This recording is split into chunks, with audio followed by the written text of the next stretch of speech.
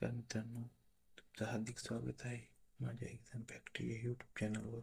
तर आज आपण पाहणार आहोत IBPS PO 2025 साठी जी ॲडव्हर्टाइजमेंट आली आहे त्यामध्ये 5208 एकूण वॅकन्सीज रिपोर्ट करण्यात आलेल्या आहेत. तर त्यामध्ये पूर्ण प्रोसेस म्हणजेच प्रिलिमिनरी एक्झाम, मेन एक्झाम आणि इंटरव्ह्यू असे 3 फेज राहणार आहेत. तर आपण त्या तिन्ही फेजचा यामध्ये माहिती घेणार आहोत. तर सर्वप्रथम फर्स्ट फेजमध्ये प्रिलिमिनरी एक्झाम होणार आहे आपली 100 मार्काची. ती ऑब्जेक्टिव्ह टाईप टेस्ट राहणार आहे. त्यामध्ये एकूण 3 सेक्शन, इंग्लिश, क्वांटिटेटिव्ह ॲप्टिट्यूड आणि 3 नंबर रिजनिंग ॲबिलिटी असे एकूण 3 सेक्शन राहणार आहेत. तर त्यामध्ये इंग्लिशचे 30 क्वेश्चन 30 मार्कसाठी, क्वांटिटेटिव्ह ॲप्टिट्यूडचे 35 क्वेश्चन 30 मार्कसाठी, रिजनिंग ॲबिलिटीचे 35 क्वेश्चन 40 मार्कसाठी. आणि यामध्ये इंग्लिश लँग्वेजचं मीडियम इंग्लिशमध्येच राहणार आहे आणि बाकी क्वांटिटेटिव्ह ॲप्टिट्यूड आणि रिजनिंग ॲबिलिटीचं मीडियम इंग्लिश आणि हिंदीमध्ये राहणार आहे. तर तिन्ही सेक्शनला सेपरेट टायमिंग आहे, 20 मिनिट पर सेक्शन, आणि अशी एकूण 60 मिनिटाची एक्झाम तुमची प्रिलिमिनरी एक्झाम कंडक्ट होणार आहे. यामध्ये 2024च्या ॲडव्हर्टाइजमेंटमध्ये आणि यामध्ये थोडा पॅटर्नमध्ये चेंज करण्यात आलेला आहे. त्यामध्ये क्वांटिटेटिव्ह ॲप्टिट्यूड 30च्या ऐवजी 35 मार्काचं होतं गेल्या वर्षी, आणि हे पण 35 मार्काचे होतं रिजनिंग ॲबिलिटी. यावेळेस क्वांटिटेटिव्ह ॲप्टिट्यूडचं थोडं महत्त्व कमी करून 35च्या ऐवजी 30 मार्कासाठी ठेवलेलं आहे आणि रिजनिंग ॲबिलिटीचं महत्त्व वाढवून 35 मार्काच्या ऐवजी 40 मार्काचं ठेवलेलं आहे. टायमिंगमध्ये कुठलाही बदल केलेला नाही. तिन्ही सेक्शनला 20 मिनिटं प्रत्येकी वेळ दिलेला आहे. असं 1 तासाची तुमची एक्झाम असणार आहे. ही प्रिलिमिनरी एक्झाम झाल्यानंतर मेन एक्झाम होणार आहे. तर बघूयात सेकंड फेज म्हणजेच मेन एक्झामचा पॅटर्न कसा राहील ते. यामध्ये मेन एक्झाममध्ये ऑब्जेक्टिव्ह प्लस डिस्क्रिप्टिव्ह असं दोन्ही राहणार आहे. त्यामध्ये ऑब्जेक्टिव्हमध्ये एकूण 4 सेक्शन राहतील.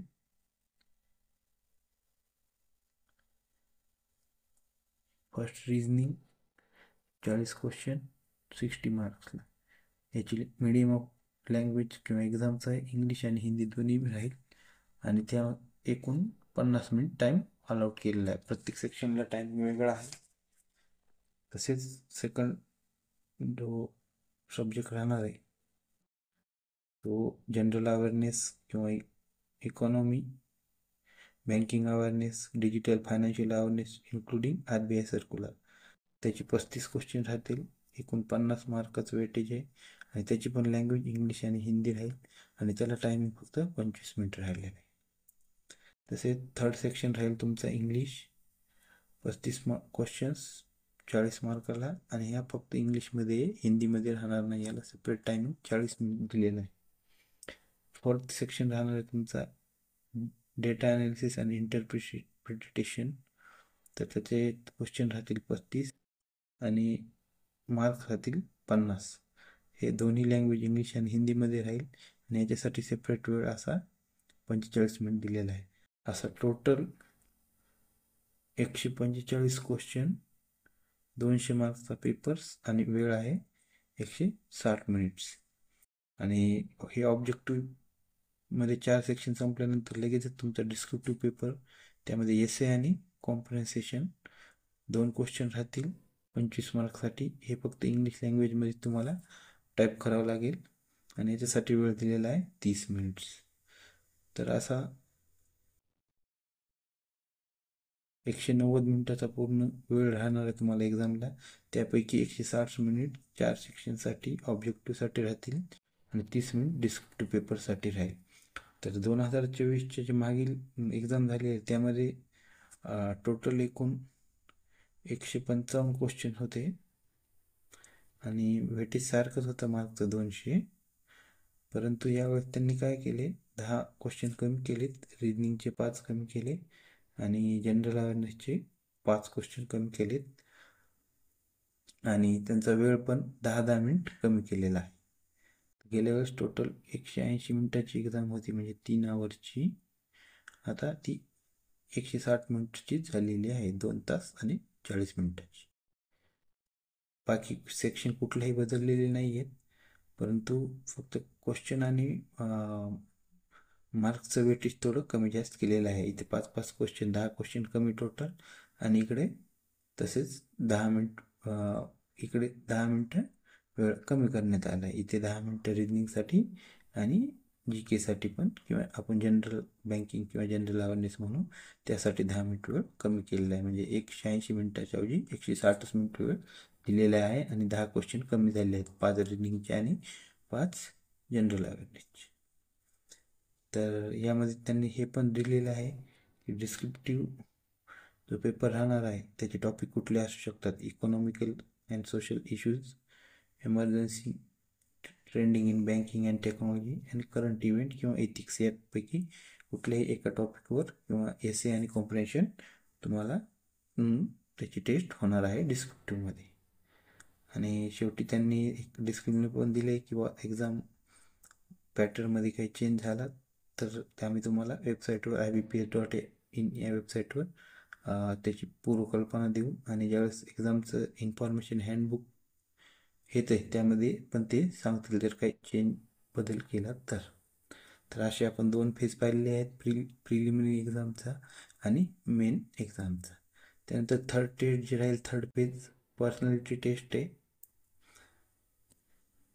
ही पण नॉन क्वालिफाईंग इन नेचर आहे, म्हणजे ह्याच्यामध्ये क्वालिफाय व्हावं किंवा नॉन याचं काही कंपल्सरी नाही, परंतु इंटरव्ह्यू प्रोसेसच्या आधी ही एक्झाम देणं तुमची पर्सनॅलिटी टेस्ट ही कंपल्सरी मॅन्डेटरी आहे.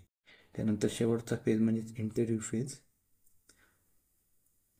तर यामध्ये महत्त्वाचं म्हणजे त्यांनी नोट दिलेली की कुठलीही चेंज इन डेट, सेंटर हे काही तुम्हाला नंतर चेंज करता येणार नाही. त्यामुळे फॉर्म भरताना व्यवस्थित त्याचं तुम्हाला जे मेन एक्झाम इंटरव्ह्यूसाठी पाहिजे, म्हणजे सेंटर पाहिजे मेन एक्झामसाठी, ते तुम्ही पहिल्यांदाच व्यवस्थित भरा, नंतर कुठलेही चेंजेस करता येणार नाही. आणि हा टोटल इंटरव्ह्यू 100 मार्कचा राहणार आहे. त्याच्यात मिनिमम क्वालिफाईंग क्रायटेरिया हा इम्पॉर्टंट आहे, not less than 40% for general category candidate आणि 35% फॉर SC, ST, OBC आणि PWD कॅन्डिडेट्स. हे महत्त्वाचं आहे. आणि हे 100 मार्काचा इंटरव्ह्यू झाल्यानंतर तुमचं जे एकूण टोटल वेटेज येणार आहे एक्झामचं, तर ते असं काढलं जाणार आहे की जी तुमची मेन एक्झाम होणार आहे त्याचे 80%मध्ये ते मार्क कन्वर्ट केले जातील 200चे, आणि इंटरव्ह्यू 100 मार्काचा आहे तो 20%मध्ये, म्हणजे 20मध्ये कन्वर्ट केला जाईल. असं एकूण 100%मध्ये तुमचे टोटल पर्सेंटाईल कॅल्क्युलेट केली जातील. त्यानुसार तुमची final list, final score card किंवा लिस्ट पण आपण म्हणू, त्यानुसारच ते बनणार आहे. आणि नुसतं क्वालिफाय होऊन चालणार नाही, तर सफिशियंट मेरिटेड कॅन्डिडेट जे असतील त्यांनाच पुढच्या प्रोसेससाठी तुम्ही बोलवलं जाईल किंवा त्यांचं सिलेक्शन होईल. म्हणजे ऑनलाईन एक्झाम मेन आणि इंटरव्ह्यूचा जे स्कोर येईल ॲग्रिगेट 100पैकी, त्या स्कोअरवर तुमचं फायनल रिझल्ट डिस्प्ले केला जाईल. ही अशी पूर्ण प्रोसेस आपण पाहिलेली आहे IBPS PO एक्झामची, की बाबा किती 3 फेजमध्ये होते एक्झाम, प्री, मेन आणि इंटरव्ह्यू. तर अशा प्रकारे मित्रांनो आपण ही पूर्ण माहिती घेतलेली आहे. IBPS PO 2025ची प्रोसेस कशी राहणार आहे, एक्झाम पॅटर्न कसा आहे प्रीचा, मेनचा आणि इंटरव्ह्यूचा. तर आपण लवकरच क्वांटिटिव्ह ॲप्टिट्यूडसाठी पूर्ण सिलेबस कवर करणार आहोत. त्याचे व्हिडिओ नेक्स्ट म्हणजे नंतर येणारच आहेत. त्याच्यामुळे आमच्या चॅनल लगेच सबस्क्राईब करा. व्हिडिओ आवडला असेल शेअर, लाईक आणि कमेंट करा.